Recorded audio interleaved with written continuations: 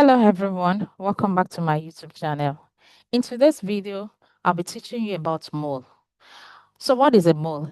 A mole is the amount of a substance that contains the same number of units as the number of carbon atoms in 12 grams of carbon 12. Now take note, we mention here carbon 12, and that's because there are so many isotopes. We have three major isotopes of carbon 12. That's carbon 13 and carbon 14. But carbon 12 is the standard that we use in measuring mole. Also, 1 mole of a particle contains 6.02 times 10 to the power 23 of that particle. Now, this number here is a constant, also known as Avogadro's constant. So what does that mean? That means that 1 mole of a particle, the particle can either be an atom, a molecule, or an ion. So 1 mole of, for example, sodium atom will contain 6.02 times 10 to the power 23 of that sodium atom. Now we'll look at some relationship between moles and some other terms. From what we have here, 1 mole of a substance, like I said earlier, contains 6.02 times 10 to the power 23 of that substance. Also, 1 mole of a substance will occupy 22.4 decimeter cube at standard STP. The meaning of STP is standard temperature and pressure. Also, 1 mole of a substance will occupy 24 decimeter cube at room temperature and pressure. Room temperature and pressure is the temperature of the room, and that is 25 degrees Celsius. Furthermore, the mass of 1 mole of a substance will be equal to the relative atomic mass of that substance, that is the AR. In my previous video, I explained how to calculate the relative atomic mass. So you might do well to go back and watch that video. The mass of 1 mole of a substance can also be equal to the relative molecular mass or molar mass of that substance. Now, when do we use either of this? We use relative atomic mass when you're considering just one atom. Just one atom. That is when the mass of 1 mole of the substance will be equal to the relative atomic mass.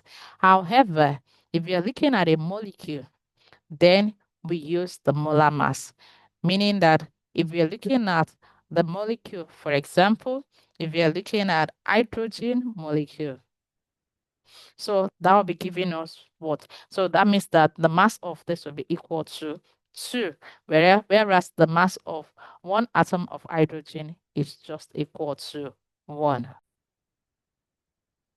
This diagram here shows a typical example of what I've been explaining. Now here we have 1 mole of neon. Neon is represented as the symbol of Ne. So that means that 1 mole of neon here contains 6.02 times 10 to the power 23 atoms. That's because neon is a monoatomic element. It only contains one atom. And also 1 mole of neon, because it is a gas, will occupy 22.4 dm cube at STP, or 24 decimeter cube at room temperature and pressure. Now, the mass of 1 mole of neon is equal to 20 gram, and that is the relative atomic mass of neon. Another example that we're going to be considering is that of hydrogen chloride gas, which has the formula of HCl.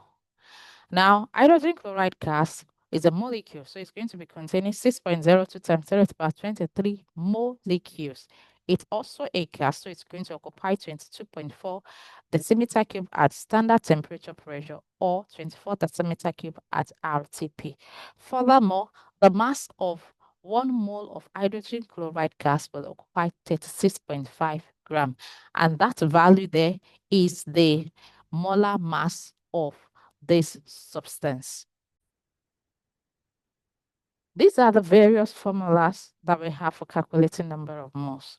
The first one here is used when you're given the mass of the substance and then you're asked to calculate the number of moles in that substance.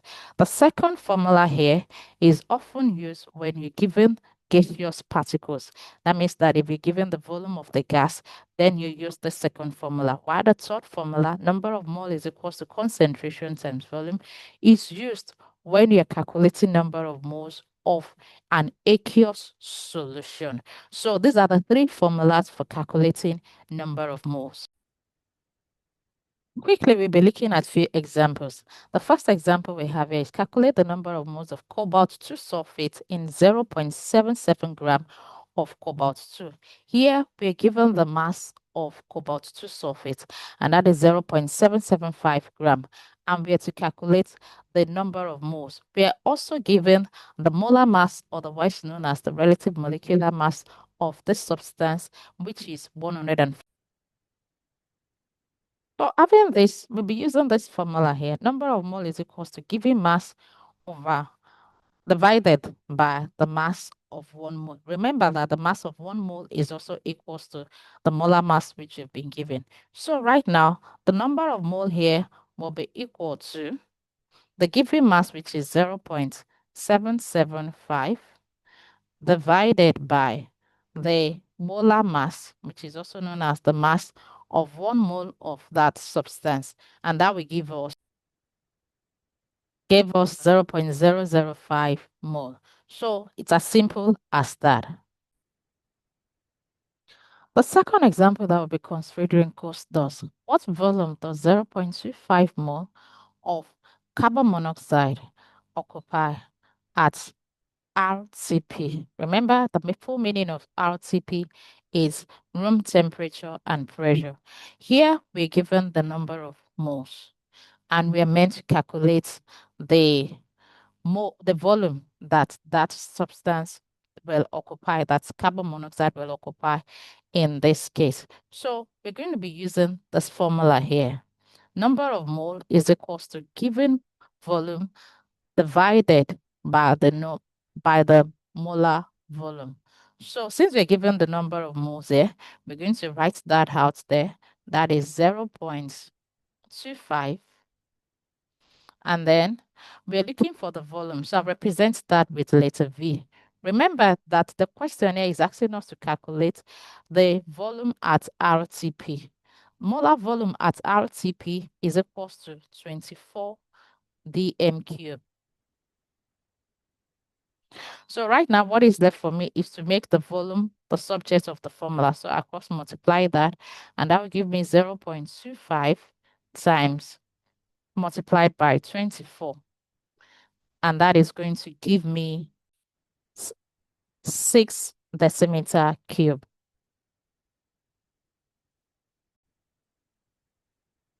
This is the last example for today's class. Find the number of moles in 25 centimeter cube of aqueous sodium hydroxide of concentration 0.1 mole per dm cube. What are we given here? In this question here, we are given the volume and then we're given the concentration. So the formula that we're going to be using is this. Number of moles is equals to concentration multiplied by the volume. So we're going to just slot that in there. So that will be equal to, so number of moles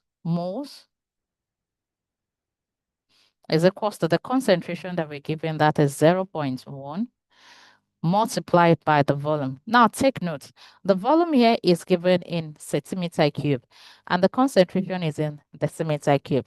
So there has to be a balance. So we're going to be converting this centimeter cube to decimeter cube. And how do we go about that? We divide that by 1000. The reason being that 1 decimeter cube is equals to 1000 centimeter cube. So by the time we calculate this, our number of moles will be equal to 0.0025 mole. And that will bring us to the end of today's lesson. I hope you've learned and you've seen that it's very easy to calculate number of moles.